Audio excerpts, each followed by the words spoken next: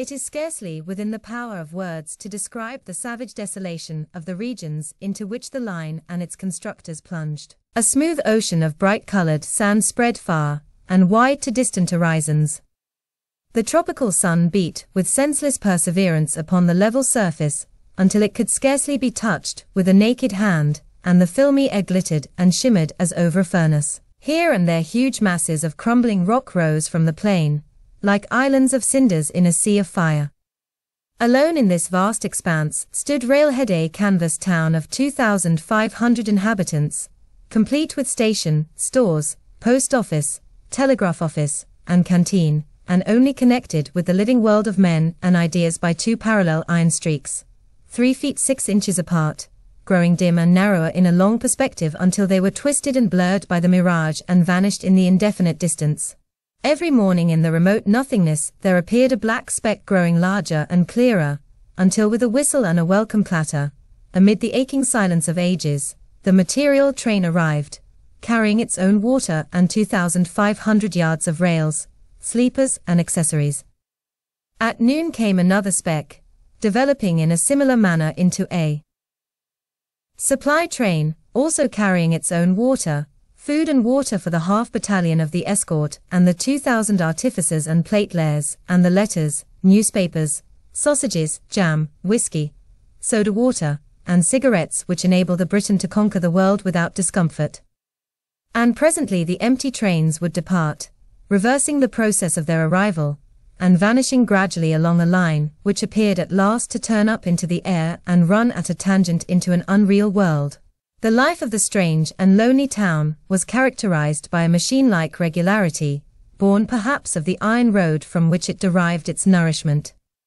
Daily at 3 o'clock in the morning the camp engine started with the bank parties.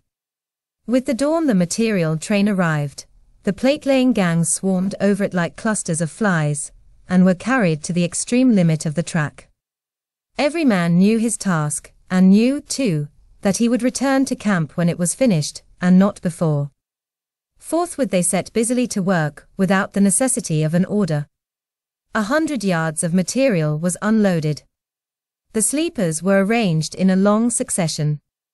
The rails were spiked to every alternate sleeper, and then the great 80-ton engine moved cautiously forward along the unballasted track, like an elephant trying a doubtful bridge.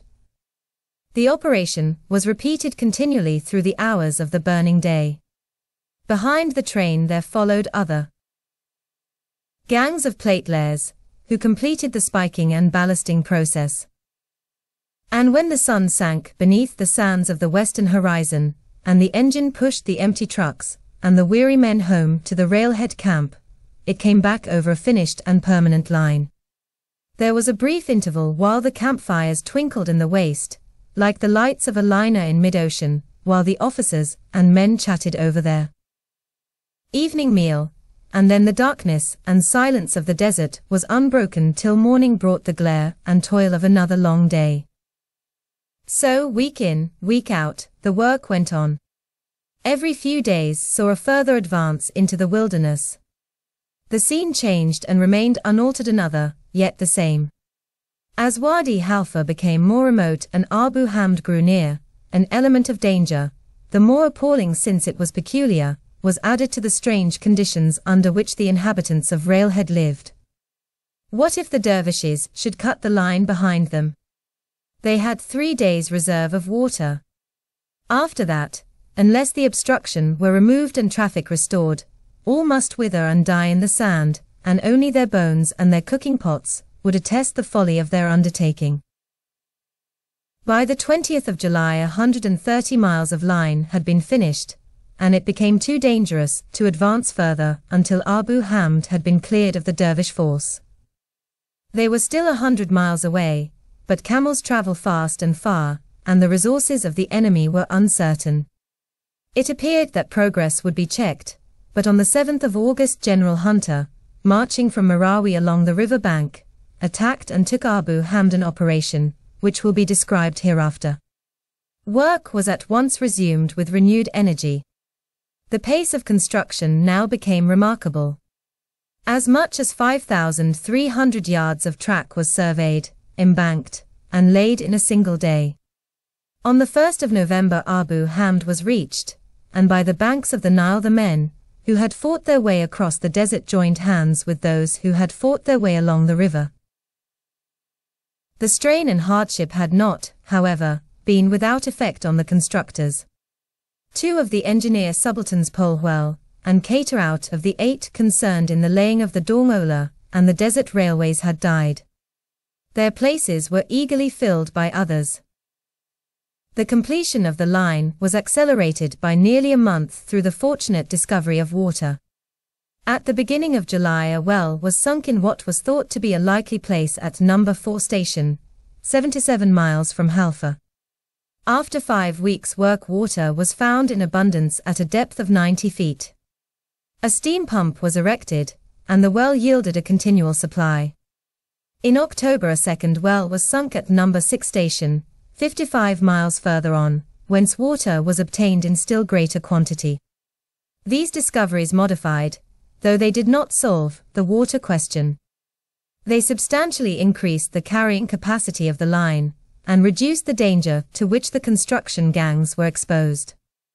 The sinking of the wells, an enterprise at which the friendly Arabs scoffed, was begun on the Sirdar's personal initiative, but the chronicler must impartially observe that the success was won by luck as much as by calculation, for, since the first 2 wells were made, 8 others of greater depth have been bored and in no case has water been obtained. As the railway had been made, the telegraph wire had, of course, followed it. Every consignment of rails and sleepers had been accompanied by its proportion of telegraph poles, insulators, and wire. Another subaltern of engineers, Lieutenant Manifold, who managed this part of the military operations against the Arabs, had also laid a line from Marawi to Abu Hamd, so that immediate correspondence was effected round the entire circle of rail and river. The labours of the railway battalion and its officers did not end with the completion of the line to Abu Hamd. The desert railway was made. It had now to be maintained, worked, and rapidly extended. The terminus at Halfa had become a busy town. A mud village was transformed into a miniature crew. The great workshops that had grown with the line were equipped with diverse and elaborate machines. Plant of all kinds purchased in Cairo or requisitioned from England, with odds and ends collected from Ishmael's scrap heaps, filled the depots with an extraordinary variety of stores. Foundries, lathes, dynamos, steam hammers, hydraulic presses, cupola furnaces, screw-cutting machines, and drills had been set up and were in continual work. They needed constant attention. Every appliance for repairing each must be provided. To haul the tonnage necessary to supply the army and extend the line, nearly 40 engines were eventually required. Purchased at different times and from different countries, they included 10 distinct patterns. Each pattern needed a special reserve of spare parts. The permutations and combinations of the stores were multiplied. Some of the engines were old and already worn out. These broke down periodically. The frictional parts of all were affected by the desert sand and needed ceaseless attention and repair. The workshops were busy night and day for 7 days a week. To the complication of machinery was added the confusion of tongues. Natives of various races were employed as operatives. Foremen had been obtained from Europe. No fewer than 7 separate languages were spoken in the shops. Wadi Halfa became a second Babel. Yet the undertaking prospered. The engineer officers displayed qualities of tact and temper. Their director was cool and indefatigable. Over all the Sirdar exercised a regular control. Usually ungracious, rarely impatient, never unreasonable, he moved among the workshops and about the line, satisfying himself that all was proceeding with economy and despatch. The sympathy of common labor won him the affection of the subalterns. Nowhere in the Sudan was he better known than on the railroad. Nowhere was he so ardently believed in. It is now necessary to anticipate the course of events. As soon as the railway reached Abu Hamd, General Hunter's force, which was holding that place, dropped its slender camel communications with Marawi and drew its supplies along the new line direct from Wadi Halfa. After the completion of the desert line, there was still left 17 miles of material for construction, and the railway was consequently at once extended to Darkesh, 16 miles south of Abu Hamd. Meanwhile, Berber was seized, and military considerations compelled the concentration of a larger force to maintain that town. The 4 battalions which had remained at Marawi were floated downstream to Kerma, and their entraining were carried by Halfa and Abu Hamd to Darkesh, a journey of 450 miles. When the railway had been begun across the desert, it was believed that the Nile was always navigable above Abu Hamd. In former campaigns it had been reconnoitred and the waterway declared clear. But as the river fell, it became evident that this was untrue. With the subsidence of the water's cataracts began to appear, and to avoid these it became necessary first of all to extend the railway to Bashtanab, later on to Abadia, and finally to the Atbara. To do this more money had to be obtained, and the usual financial difficulties presented themselves. Finally, however, the matter was settled, and the extension began at the rate of about a mile a day. The character of the country varies considerably between Abu Hamd and the Atbara River. For the first 60 miles the line ran beside the Nile, at the edge of the riparian belt. On the right was the cultivable though mostly uncultivated strip, long neglected and silted up with fine sand drifted into dunes, from which scattered, scraggy dom palms and prickly mimosa bushes grew. Between the branches of these somber trees the river gleamed, a cool and attractive flood. On the left was the desert, here broken by frequent rocks and dry watercourses. From Bashtanab to Abadia another desert section of 50 miles was necessary to avoid some very difficult ground by the Nile bank.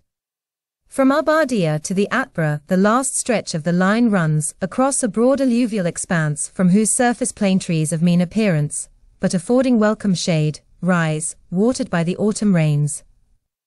The fact that the railway was approaching regions where rain is not an almost unknown phenomenon increased the labor of construction. To prevent the embankments from being washed away in the watercourses, 10 bridges and 60 culverts had to be made, and this involved the transport over the railway of more than 1,000 tons of material in addition to the ordinary plant.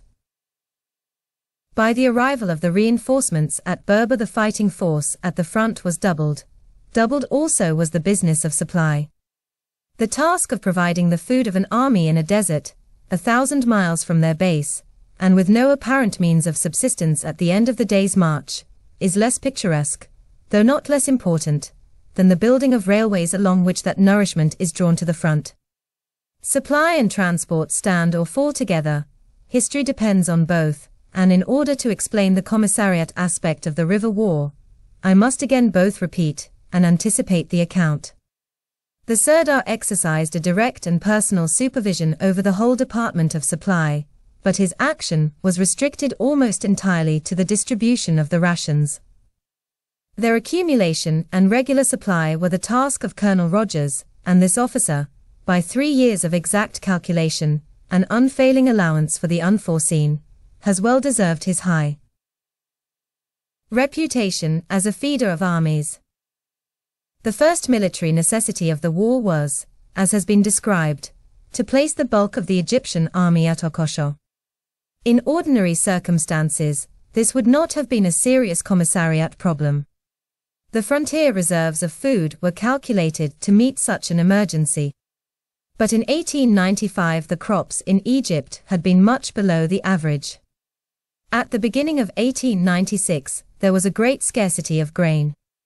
When the order for the advance was issued, the frontier grain stores were nearly exhausted. The new crops could not be garnered until the end of April. Thus, while the world regarded Egypt as a vast granary, her soldiers were obliged to purchase 4,000 tons of durra and 1,000 tons of barley from India and Russia on which to begin the campaign. The chief item of a soldier's diet in most armies is bread. In several of our wars the health, and consequently the efficiency, of the troops has been impaired by bad bread, or by the too frequent substitution of hard biscuit. For more than a year the army up the river ate 20 tons of flour daily, and it is easy to imagine how bitter amid ordinary circumstances would have been the battle between the commissariat officers, whose duty it was to insist on proper quality, and the contractors often, I fear, meriting the epithet rascally intent only upon profit. But in the well-managed Egyptian service no such difficulties arose. The War Department had in 1892 converted one of Ismail Pasha's gun factories near Cairo into a victualling yard. Here were set up their own mills for grinding flour, machinery for manufacturing biscuit to the extent of 60,000 rations daily, and even for making soap. 3 great advantages sprang from this wise arrangement. Firstly, the good quality of the supply was assured. Complaints about bread and biscuit were practically unknown, and the soap, since the soldier, in contrast to the mixture of rubble and grease with which the contractors had formerly furnished him, could actually wash himself and his clothes with it, was greatly prized. Secondly, all risk of contractors failing to deliver in time was avoided. Lastly, the funds resulting from the economy had been utilized to form a useful corps of 150 bakers. And thus, although the purchase of foreign grain added to the expense, the beginning of the war found the commissariat of the Egyptian army in a thoroughly efficient state. Vast reserves of stores were quickly accumulated at Aswan. From these not an ounce of food was issued without the Sirdar's direct sanction. At the subsidiary depot, formed at Wadi Halfa, the same rule prevailed. The man who was responsible to no one took all the responsibility, and the system whereby a chief of the staff is subjected to the continual bombardment of heads of departments was happily avoided. Sufficient supplies having been accumulated at Okosho to allow of a forward movement, Firket was fought. After Firket the situation became difficult, and the problem of the supply officers was to keep the troops alive without delaying the progress of the railway with the carriage of their food. A small quantity of provisions was painfully dragged, with an average loss of 50% from theft and water damage, up the succession of cataracts, which obstruct the riverway from Halfa to Kosheh. Camel convoys from railhead carried the rest. But until the line reached Kosheh the resources of the transport were terribly strained, and at one time it was even necessary to send the mounted troops north to avoid actual famine. The apparent inadequacy of the means to the end reached a climax when the army moved southward from Dulgo. The marches and halts to Dormola were estimated to take 10 days, which was the utmost capacity of camel and steam transport. A few boatloads of grain might be captured, a few handfuls of dates might be plucked, but scarcely any local supplies would be available. The sailing boats, which were the only regular means of transport, were all delayed by the adverse winds. Fortune returned at the critical moment. By good luck on the first day of the march the north wind began to blow, and 12 days' supplies, over and above those moved by camel and steamer, reached Dormola with the troops. With this reserve in hand, the occupation of the province was completed, and although the army only existed from hand to mouth until the railway reached Kerma, no further serious difficulty was experienced in supplying them. The account of the commissariat is now complete to the end of the Dormola expedition, but it may conveniently be carried forward with the railway construction. In the Abu Hamd phase the supplies were so regulated that a convoy traveling from Murat Wells along the caravan route arrived the day after the fight, and thereafter communications were opened with Marawi. The unexpected occupation of Berber, following Abu Hamd, created the most difficult situation of the war. Until the railway was forced onto Berber a peculiarly inconvenient line of supply had to be used, and strings of camels, scattering never less than 30% of their loads, meandered through the rough and thorny country between Marawi and Abu Hamd. This line was strengthened by other convoys from Murat and the approaching railhead, and a system of boats and camel portages filtered the supplies to their destination.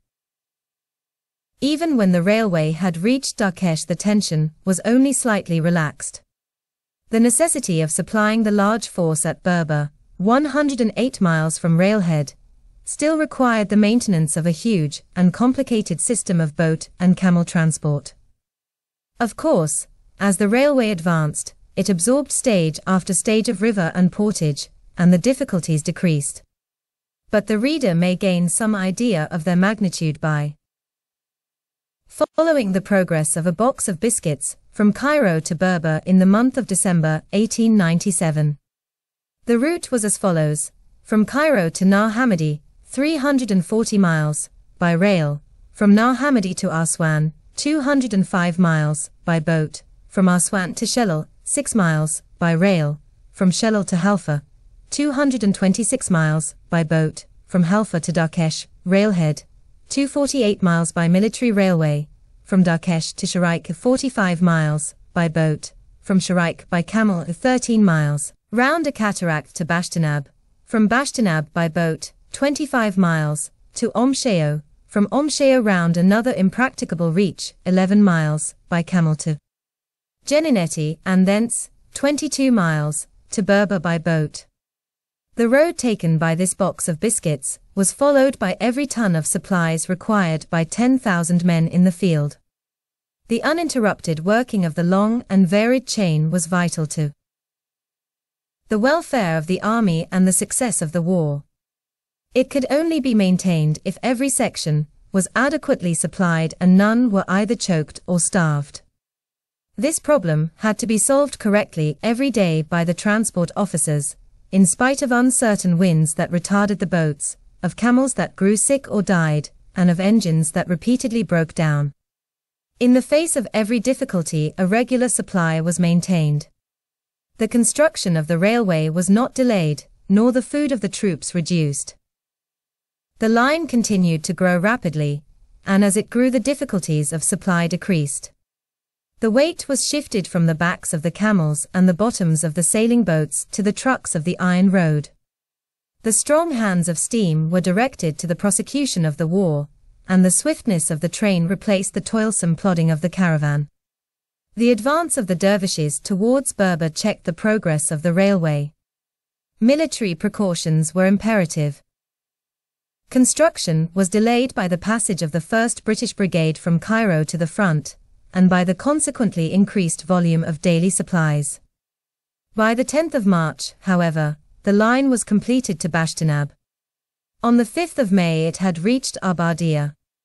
On the 3rd of July the whole railway from Wadi Halfa to the Atbara was finished, and the southern terminus was established in the great entrenched camp at the confluence of the rivers. The question of supply was then settled once and for all. In less than a week stores sufficient for 3 months were poured along the line, and the exhausting labors of the commissariat officers ended. Their relief and achievement were merged in the greater triumph of the railway staff. The director and his subalterns had labored long, and their efforts were crowned with complete success. On the day that the first troop train steamed into the fortified camp at the confluence of the Nile and the Atbara rivers, the doom of the dervishes was sealed. It had now become possible with convenience and speed to send into the heart of the Sudan great armies, independent of the season of the year and of the resources of the country, to supply them not only with abundant food and ammunition, but with all the varied paraphernalia of scientific war, and to support their action on land by a powerful flotilla of gunboats, which could dominate the river and command the banks, and could at any moment make their way past Khartoum even to Sennar, Fashoda, or Sobat. Though the battle was not yet fought, the victory was won. The Khalifa, his capital, and his army were now within the Sirdar's reach. It remained only to pluck the fruit in the most convenient hour, with the least trouble and at the smallest cost.